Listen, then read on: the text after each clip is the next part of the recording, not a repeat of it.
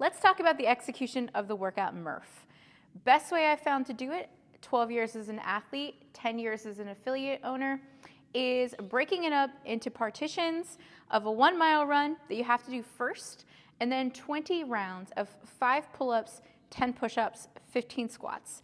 Having the tally system every time that you finish those 3 movements that you mark off a round and just continually go. And then you finish the very end of the workout with a mile run after you finish the 20 rounds. This is a partitioned version, which I recommend, especially if you're doing the workout with a vest and those that are trying to do the full workout.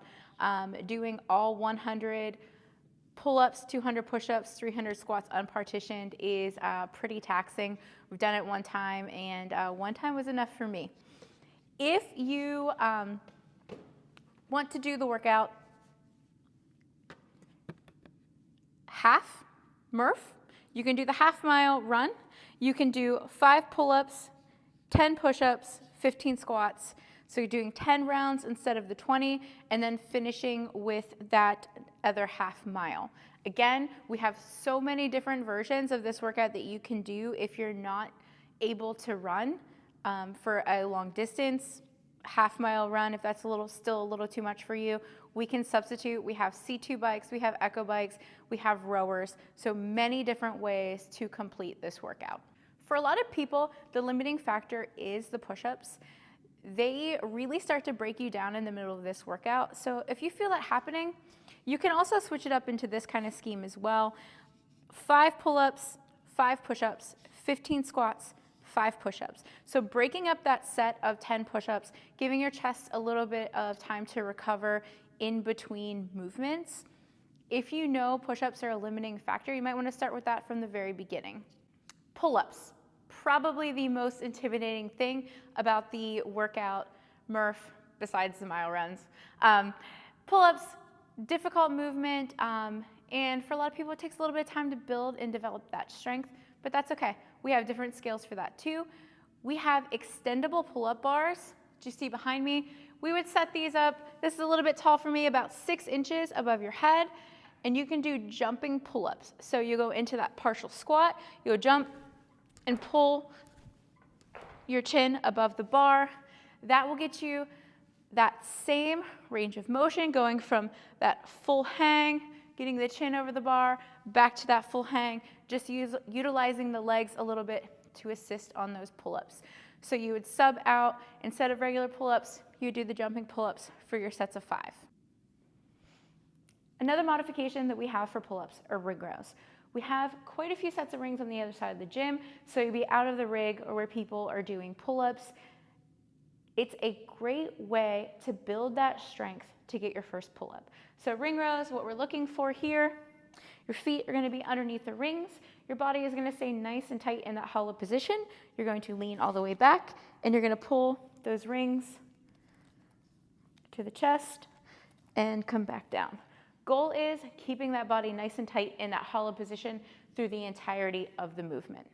Let's talk about pull-ups and a couple different options you have for pull-ups. If you're going to scale the pull-ups, I'm going to suggest doing the jumping pull-ups or ring rows, and we're going to stay away from bands just because there's going to be a lot of people on the rig and a lot of moving parts in this workout. So if you are doing the workout RX, you have 3 different options, or just doing the movements, not necessarily with the vest, but want to do pull-ups, you can do strict pull-ups, which will become very difficult as we are hitting 100 reps. You can do kipping pull-ups, and you can also do the butterfly pull-ups. So I'm going to show you a couple of each. So strict pull-ups have no movement.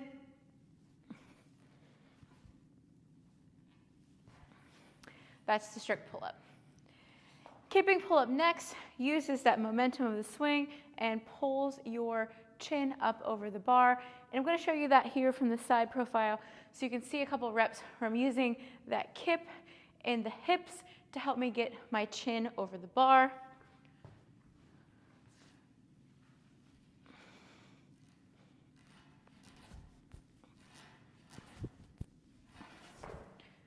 And the last movement is the butterfly pull-up. It is commonly used among people that are a little bit higher skilled in gymnastics or have been doing CrossFit for a while that they figured out the kip for the butterfly, and I'll show you what that looks like next.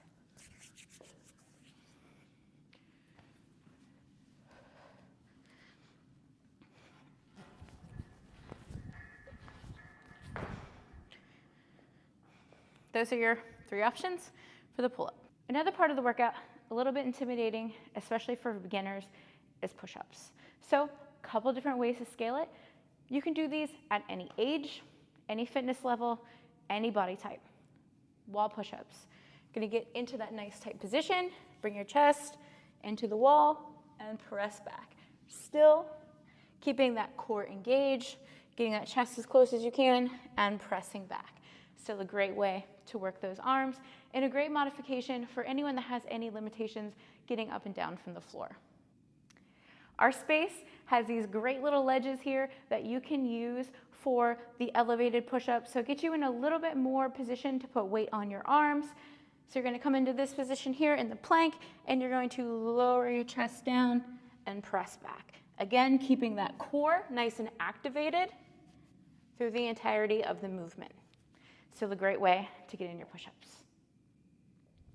The next modification for the push-up would be working from the knees. So just shortening that lever, knees out, taking that chest down to the floor and pressing back up. We're keeping that core tight so we're not letting our back sag through the entirety of the movement. Another way, if you struggle getting that full range of motion, putting a mat underneath, bringing that chest down, and pressing up. Just shortening that range of motion. The standard for CrossFit push-ups, full range of motion, locked out, chest and thighs all the way to the floor, and pressing back up. So what that would look like, getting into that plank position, we're gonna go the whole way down to the floor and press back up, keeping that body tight throughout the entire movement. If you need to shorten that range of motion, you're able to hold the plank, you can put an ab mat underneath, here, touch, and press up.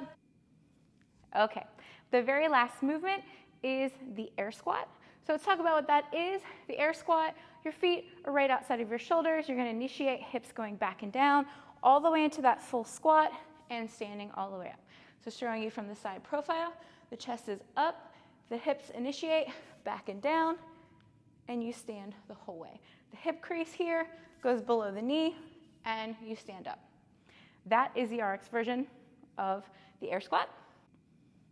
If you struggle on the air squat to hip depth, one thing you can do as a tool, sit a wall ball behind you, feet right outside of the wall ball, and try to go all the way down, touch the ball, and stand up, down, and stand up. This will help you get that gauge of what that full depth is and make you hit that on every single rep. If you have any questions about the air squat, any concerns, or you need to limit that range of motion, we can put a box down. There are a ton of different ways to get through this workout. So if you have any questions or any concerns, see one of your coaches. Okay, for the few fire breathers we have that plan on doing MURPH RX with the weight vest, let me just give you some suggestions. When you are coming in, make sure that your weight vest is already sized for you.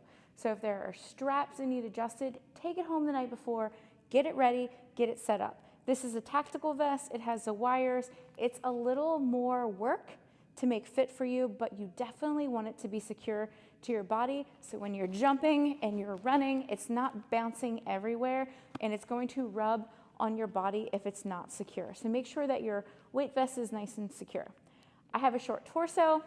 I have to make sure that my vest is up high for when I squat so that the edges here of my plate don't dig into my legs. So that's something I found out through the years, hard experience of bruised legs from my weight vest not being secure and high enough. So make sure that you get that in the right positioning before you come into the gym. We're gonna be running rapid fire heats. We're gonna have a lot of traffic through the gym, so make sure that you're ready so we can get these heats rolling. And if you do need help with your vest the day before, or if you come in the day of and you are worried if your vest is not fitting right or you have any questions, make sure you go see a coach. We can help you, get you fitted, and make sure you're ready. These will produce a lot of rubbing if they're not tight enough, and if you don't wear the right type of shirt. I tend to wear a little bit longer of a shirt because they do slide up and down. So just some things to be aware of. Nutrition and hydration prior to MURPH. Make sure you eat well the night before. Make sure you get enough water into your body. I know. It is a holiday weekend. We want to be eating cookout food and having a couple drinks, but the truth is the chance of getting rhabdo on a workout like this is high because of the high number of repetitions. So the alcohol increases that chances significantly. Make sure you're getting enough water. Make sure that you're eating well the night before. The day of MURPH, please do not leave and go straight to a cookout and chug beer. That increases your chance of rhabdo significantly. Please make sure you have enough water here, that you can grab a recovery drink or bring one with you. We have stuff here if you need it, and we're also gonna have bananas here. So make sure you take advantage of that and get hydrated after MURPH. Okay? I know that it's stuff you don't want to hear, but it's stuff that you absolutely need to hear. You have to be smart in the decisions after a high volume workout such as MURPH. So please make sure that you're drinking enough water and you're eating well the day of before you go and have any drinks. Okay? This is a really serious thing, and I want to make sure that you guys take it seriously. So please make sure that you have enough to drink. And I would recommend bringing a sweat towel. It's going to be hot. It typically always is hot for MURPH. But one good thing is you get to run into an air-conditioned gym, so you guys are a little bit spoiled. If you guys have any questions on what to eat, what to drink, any snacks to bring, let me know. I'll help you out. Any of our coaches here can help you. If you have any questions, let me know. And make sure your vest is fitted if you got one. And I'll see you guys for MURPH coming soon.